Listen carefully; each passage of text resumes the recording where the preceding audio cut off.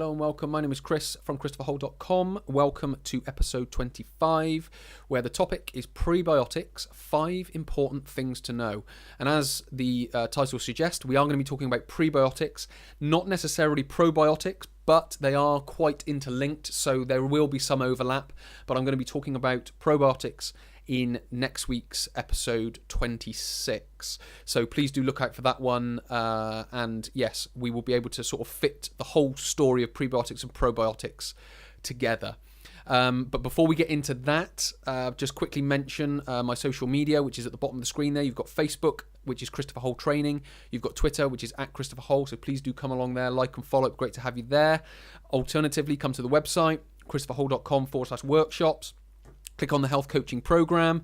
That's obviously it's a program which is all based on health, not necessarily fitness. There is a difference between the two, which I'll be able to explain.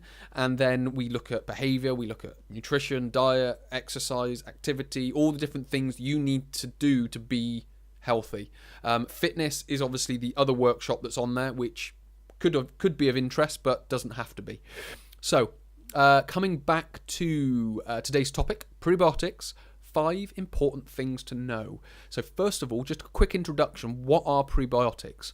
Well, prebiotics are food ingredients. They're not necessarily a supplement. The food industry at the moment is quite happy to sell you a supplement rather than you eat the food itself. But prebiotics are a food ingredient. They do come from just normal foods that you are probably eating on a day-to-day basis at the moment. So the prebiotics, they're food ingredients, and they stimulate the growth of good probiotic bacteria in the gut microbiome. So when you're eating these foods, they are basically fueling the good bacteria. So what that then helps us understand is if we're eating well enough, we don't necessarily need to take the probiotics. Probiotics have their uses, and I'll talk about that next week. But if we are eating the proper foods with the proper ingredients in a proper way, then prebiotics are feeding the probiotics, and therefore our gut will be healthy, or healthier, if that makes sense. They normally come in the form of fibre. So the body's unable to digest the fibre, so it moves through the stomach, the small intestine gets into the large intestine, which is where they come into their role, and the probiotics then start feeding on them, and then it then passes all the way through, and obviously what happens. So quite simply, prebiotics are just normal foods, and I'll talk about the normal foods in a second. So they're normal foods, they come in the form of fibre, and they fuel the probiotic bacteria in the gut microbiome. So 5 important things to know. Number 1, they promote better sleep. Number 2, they stabilise mood. Number 3, they strengthen the immune system. You want to be consuming at least 5 grams of probiotic fibre, which in a very general sense is 30 to 40 grams of fibre per day.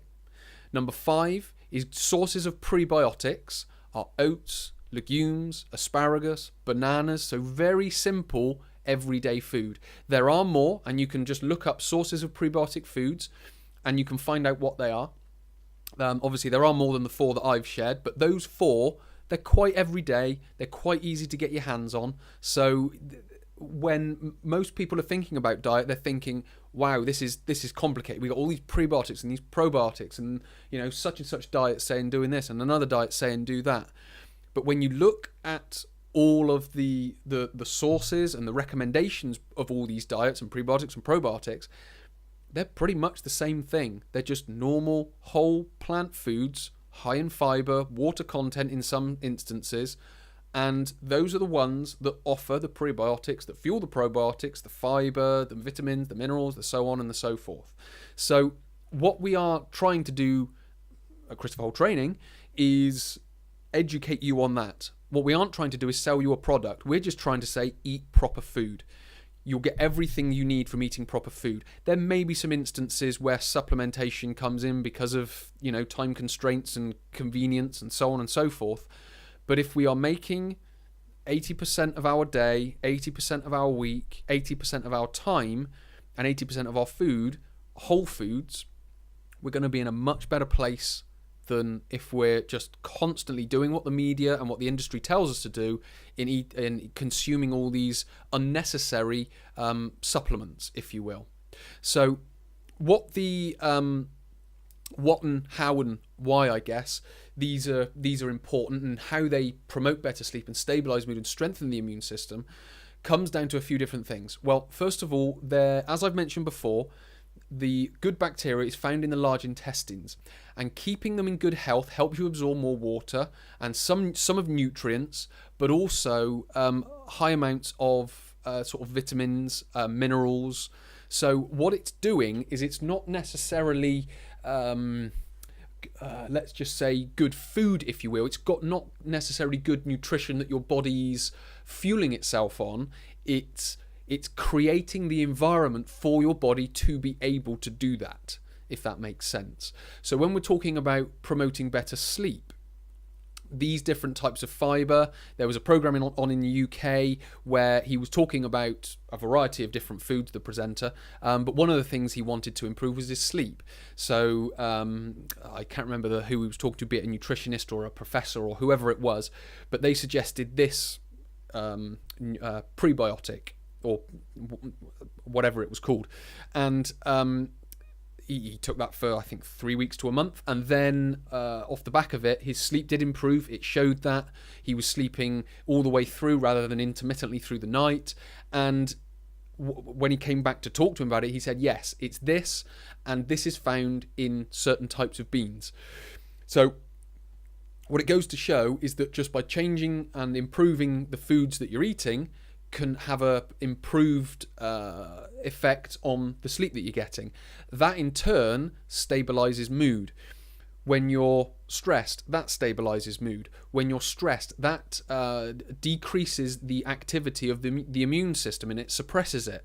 So when we are able to sleep and relax and have the proper environment for the body, it starts to relax, and the immune system can then sort of come online, if you will, and it can then start creating and mopping up any waste products that are there.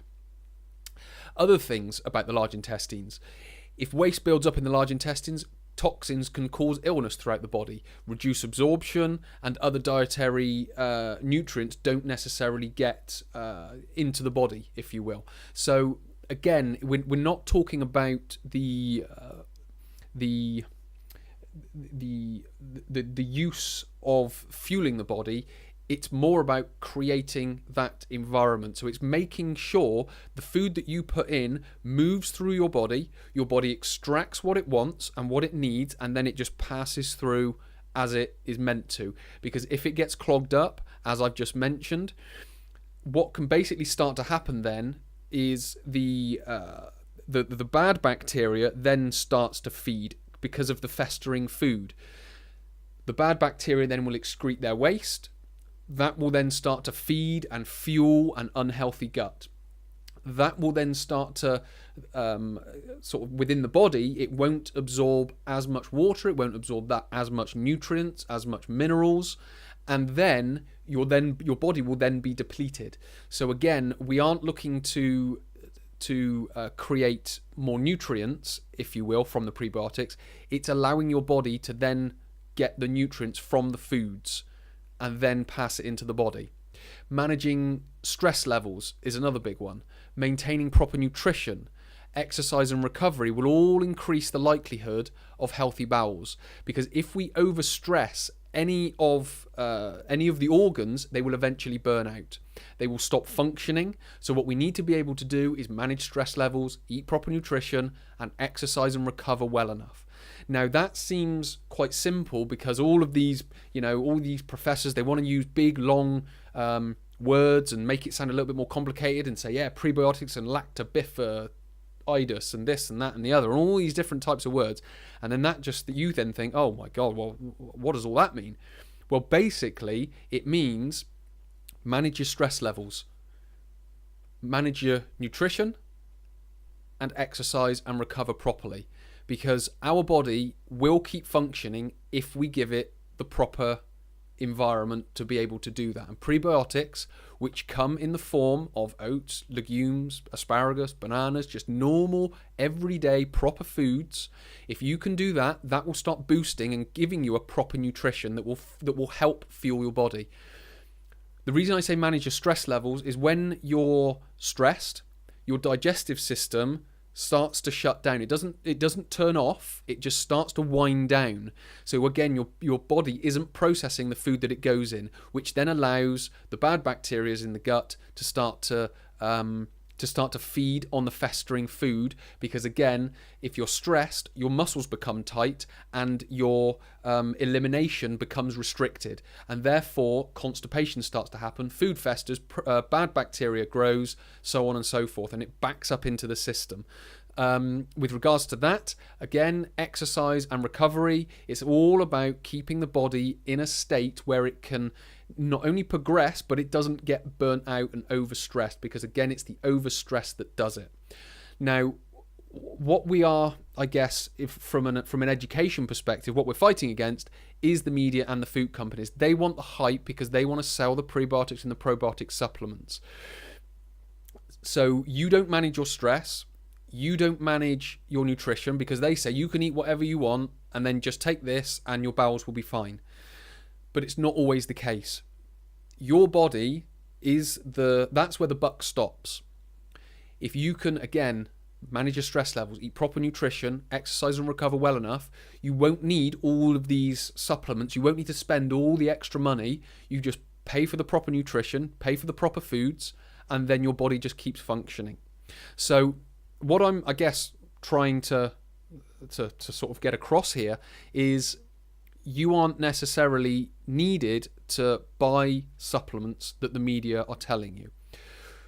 You just need to eat proper foods that will create a better environment for your body. Your body will then start to extract greater nutrition from the food. It will eliminate any waste, and your body will just keep working. In some ways, it's kind of that simple. When you read enough and learn enough about all the different aspects of health and fitness, this message will start to come out. It's about managing stress levels, eating proper nutrition, exercising and recovering in a way that promotes good health and good fitness and not burning you out. It's just at the moment, with regards to the way lifestyle is these days, we are working at a sort of burnout. We want to get everything done now. We want to get everything completed yesterday. It's about rush, deadlines. And with regards to health, it's not necessarily that conducive. So what we need to be able to do is create the best environment, which is how we think, how we eat, and how we move. If we can do that, our body will respond a lot more effectively, and then the message from the media you won't need it. You won't need the supplements. You won't need all the most of the medication that's out there. It's just very simple: eat proper food, manage your stress levels, exercise, and recover adequately. So I've said that a lot. I've repeated it a lot because when I talk, people think it can't be that simple. But when you read, when you learn, when you understand the body, it kind of is. It's just not the way that society is set up at the moment. So it seems like this revolutionary idea that a mad scientist has come up with. What, you mean just don't stress out as much, eat proper foods, and do a proper amount of exercise and I'll be fine? It's like, yeah, it's that simple. So what we have to do is if we want health, we have to align our actions with what health is. If we can do that, you're going to be much better off. So I'll stop sort of, I guess, carrying on about that same message, and I'll just kind of summarize. So we've talked about prebiotics, which are foods which stimulate the growth of the probiotic bacteria in the gut microbiome. That basically gets your gut working properly. If you can do that, you'll sleep better, your mood will be better, your immune system will be stronger. You want to consume 5 grams of prebiotic fibre, which is about roughly 30 to 40 grams of fibre. They come in the form of oats, legumes, asparagus, bananas, and a variety of other foods. Just go on Google, look them up, and start eating more of them. You may even find that you're doing plenty of it. You might just need to manage other areas of your health. So hopefully that's been helpful. Hopefully it's given you some new insight. hopefully you can start to get the message that health is simple, and then you can start applying it into your life. So many thanks for listening. My name is Chris from ChristopherHole.com. I'll speak to you in episode 26.